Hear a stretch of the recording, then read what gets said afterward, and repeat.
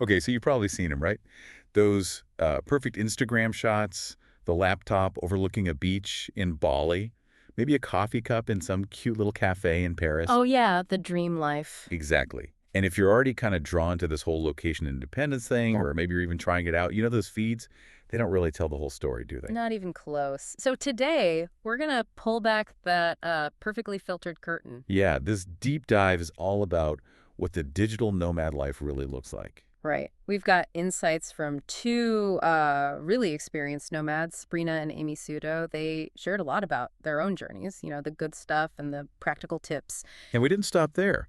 We also dove into this pretty amazing online discussion, a whole community of digital nomads sharing the unvarnished truth. Really diverse experiences in there. The raw stuff. So our mission today, basically cut through all that romanticized hype and give you the real, unfiltered story. What does it actually mean to travel the world while you're working remotely? We'll look at why people do it, how they actually make it work, the challenges, some might surprise you, and, really importantly, how to make it sustainable. Think of it like your shortcut, a way to figure out if this whole adventurous lifestyle is genuinely for you beyond just the pretty pictures. Okay, so where do we start? Maybe with the origin stories. Because they're definitely not all the same. Good idea. Let's take Sabrina. She actually started her journey like 10 years ago. She was only 20. Wow, that young. Yeah, still in university, writing her master's thesis, believe it or not. After that, she did work as an IT consultant for a big international company. Got good experience, but But something wasn't quite right. exactly. She said she felt like something was missing, had this urge to build something, to be my own boss, that real pull towards autonomy. I get that. And now, Now, she describes her life as all about freedom and choice. I mean, she's worked from everywhere. Australia, Argentina, the Sahara, Iceland, even out of her van, co-working spaces. You name it. that definitely sounds like freedom. So her motivation was really internal, that drive. Yeah, mostly. But sometimes, life just throws you into it, like Amy Sudo's story. Yeah. Completely different catalyst. Oh, yeah. What happened with her? The 2020 pandemic lockdowns, basically. She pitched this road trip idea to a friend who's now her partner, Kyle, just because Airbnbs were suddenly super cheap. Seizing the opportunity. Smart. Totally. And that little idea kind of snowballed, led to Yeah. some trial runs, Colorado mountains, Palm Springs. Testing the waters. Right. And those went well, so then came the big ones. Mhm. 5-month U.S. road trip, then 3 months in Europe. They actually got to see Venice with like only 5% tourism. Whoa, imagine Venice almost empty. That's wild. Right. And Amy had this real crystallizing moment. She called it her aha moment. It was in Peshastin, Washington. Okay, what happened there? She said she woke up, heard this river right outside, had breakfast with friends, did her work calls. And then in the afternoon, they all just went whitewater rafting. Wow. And for her, that mix, this amazing once-in-a-lifetime adventure, just blended into a normal workday that felt extraordinary. Like the adventure became the routine. That really captures the appeal, doesn't it? Blending the epic with the everyday. It does. And what's really interesting is how varied these motivations are when you look at the wider community. It's not just about adventure or freedom for everyone. Right. Sometimes it's practical or even kind of forced upon people. Exactly. Like we heard from this one guy, 52 years old. He'd actually designed his business way back in 2007 to be remote. Oh, ahead of the curve. Totally. Right. But he only started traveling much later, after a divorce, kids grown up. A deliberate shift later in life. Then you contrast that with someone else we heard from who became a nomad purely out of necessity during the war in Ukraine. Yeah, that was intense. Their IT company allowed remote work because their city was near the Russian border. It's a stark reminder, isn't it? Absolutely. Life circumstances just forcing the issue. And then there's the younger end. This one person hated being stuck in an apartment during college in the pandemic, so they started living out of their car. Out of their car. Okay. Yeah. And eventually landed a job with a company that was, in their words, 100% chill about remote work. Just went for it. It's amazing the different paths people take. Totally. And another person just put it bluntly, the whole idea of only seeing the world for a few weeks of vacation a year, that was a total non-starter. Just not enough. So, okay, we've got the why, this huge range from personal dreams to, stark realities. But the big question then is how?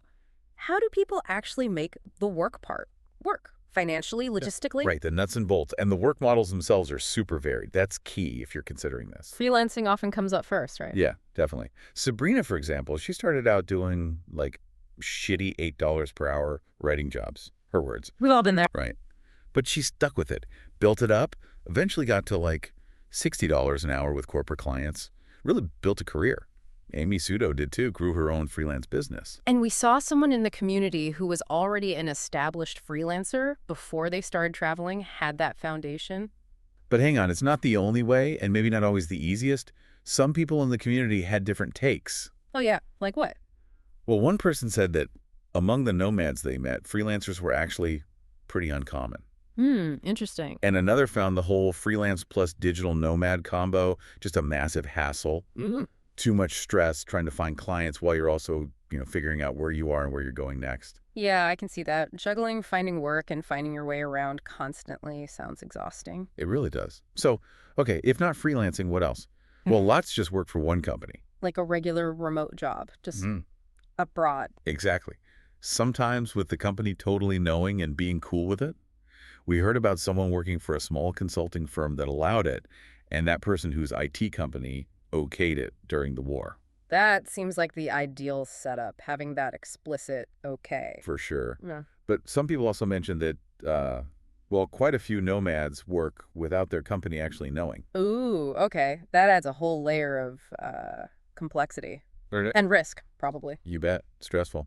And then the third main route is having your own thing, your own business, maybe digital products. Right. Like Sabrina tried with Access Art, that art startup connecting artists and buyers. Yeah, exactly. She ran that for a couple of years while traveling. Didn't make her rich, but it was her own project. And we heard from that older nomad who's been running his own remote business since 2007. Wow, long-term commitment there. Yeah. And another person mentioned finding success selling digital products. Yeah. So lots of ways to structure the work side. And in terms of resources, people are sharing knowledge too, right? You mentioned Sabrina has an ebook. Yeah, like 100 platforms, websites, and companies where you can start earning money today. And Amy Sudo has that job board for high-paying writing gigs. Useful stuff. But it's important to keep it real, like Sabrina saying she hasn't made her first million yet. Definitely keeps it grounded. Which is actually a perfect segue into the less shiny side of things, the unvarnished truth. Because it really isn't all sunsets and cheap rent. No, definitely not. What are some of the big challenges people face? Loneliness seems to come up a lot. Huge one. Sabrina was really clear. Is loneliness for digital nomads really a thing? Yes, it is. She said, it's a dream for many, but it's not only sunshine and hammocks. Not seeing friends from home, finding it hard to keep relationships going. Yeah, that echoes what we saw in the community discussions, too. One person said most nomads struggle with loneliness to at least some degree. And they warned about how hard it is to form long-term romantic relationships or even just see family consistently. Friendships can kind of wither. That's tough. Yeah. And another person had this really sobering take. Yeah. You meet and lose so many people that after a while, you become cold to meeting new people. Wow. That's a defense mechanism maybe, but a sad one. It really is. And that emotional side ties right into the whole work-life travel balance thing, or lack thereof sometimes. Amy Sudo talked about being in Florence, feeling tired yet wired, just buried in work. She realized her first year was just all go, go, go, totally unsustainable. Yeah, burnout waiting to happen. And someone else in the community just said flat out, it's not glamorous. They were like, work takes too much time. If you go for gym cooking, your entire day is almost over. You just work from a fancy location, which gets boring. Oof. That cuts right through the Instagram fantasy, doesn't it? The location becomes just wallpaper if you're chained to the laptop. Exactly. And then there are the constant practical headaches, the logistics nobody posts about. Like finding a place to stay. You mentioned Amy got lucky with the cheap Airbnbs. Yeah, during that brief 2020 weirdness. But others were quick to point out, Airbnb certainly isn't that cheap, normally. And those YouTube videos promising super low prices never match reality, apparently. So accommodation is a major cost and maybe a headache to find affordably. Definitely. One person specifically asked for hacks because it was their biggest expense. Then there's internet. Seems basic, but... Crucial. Can't work without it. Right. One person listed, Wi-Fi is always a concern. Another expat mentioned regular electricity and internet issues. deal breakers for remote work. Absolutely. And time zones, that must be a constant juggle. Huge. We heard about someone in Latin America strategically working half days to match UKS clients. But an American nomad said, look, Southeast Asia and Europe, just too far outside my clients' time zones for effective communication. Yeah, that limits where you can realistically go, depending on your work. Totally. Someone else was planning a trip to Singapore and basically resigned to working 3 p.m. to 11 p.m. to sync up. Ouch. That messes with your ability to actually enjoy the place. For sure. And finally, just the sheer act of moving all the time. Moving too much is a hassle, one person said simply. I bet. Packing, unpacking, figuring out a new place again and again. Yeah, another warned it's too exhausting to move more often than every couple of months. And you have to accept you'll live with what you can take on a plane. Minimal stuff. So stripping away the romance, it can be, as one person put it, a hard way to live if you don't find a good rhythm. Exactly. Which brings us to, okay, how do you find that rhythm, that sweet spot to make it sustainable? Pacing seems critical. Amy learned that the hard way, right? Switching from short trips to longer stays. Yeah, she found spending a month in each place instead of just 2 weeks made a huge difference. Let her actually get to know the city, establish some kind of routine. That makes sense. Slowing down. We saw that echoed in the community too, didn't we? People staying put for longer. Absolutely. That experienced nomad tries to stay in one place for a few months at a time. Another recommended at least a couple of months before moving, explicitly saying moving more often is too exhausting. That's a common theme for long-termers. So pace yourself. What else helps? Routine, maybe? Even when the location changes. Definitely. Amy really emphasized keeping up her gym routine, strength training, stretching, even if it meant adapting, like finding yoga classes or doing home workouts if the local sidewalks were treacherously slippery or traffic was crazy. Yeah, you gotta be flexible. But maintaining those core well-being habits seems key. Totally. It's about carving out that time intentionally. Like the person who gets up super early to work until mid-afternoon, freeing up the rest of the day, or works a full day, then takes the next day completely off to explore. Structure helps. Structure and connection, since loneliness is such a big issue. Good point. Building community is huge. Amy suggested, especially for introverts, take occasional trips with travel communities, just to meet other long-term travelers. Find your tribe, even temporarily. Exactly. And people mentioned specific places known for having good nomad communities, like Bali, Portugal, Colombia, places where you're more likely to find others living the same way. Okay, so pace, routine, community.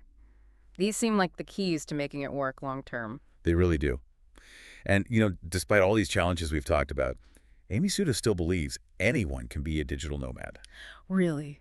Even with all the hurdles? Yeah, she figures it just takes some planning, a laptop, and a passion to see the world. And someone in the community had similar advice. You won't know until you give it a go. They suggested trying at least 4 WKs at one spot to see if you could handle it long term. Like a trial run. Makes sense. Dip your toe in before you dive headfirst. Exactly. So, wow, we've covered a lot. We went from those initial motivations and the really inspiring journeys of people like Sabrina and Amy. Right, through the practicalities of how they actually make the work happen, the different models. And then really face those often hidden challenges head on. The loneliness, the logistical nightmares, that constant search for balance. But we also saw the strategies people use to make it sustainable.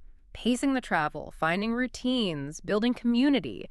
It's not impossible, just complex. It really is. It offers this incredible freedom, no doubt.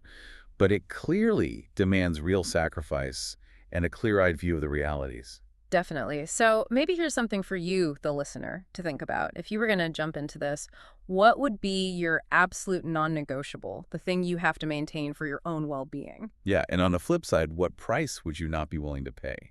What compromises are just too much for that dream life? What does a truly fulfilling life on the move actually look like for you?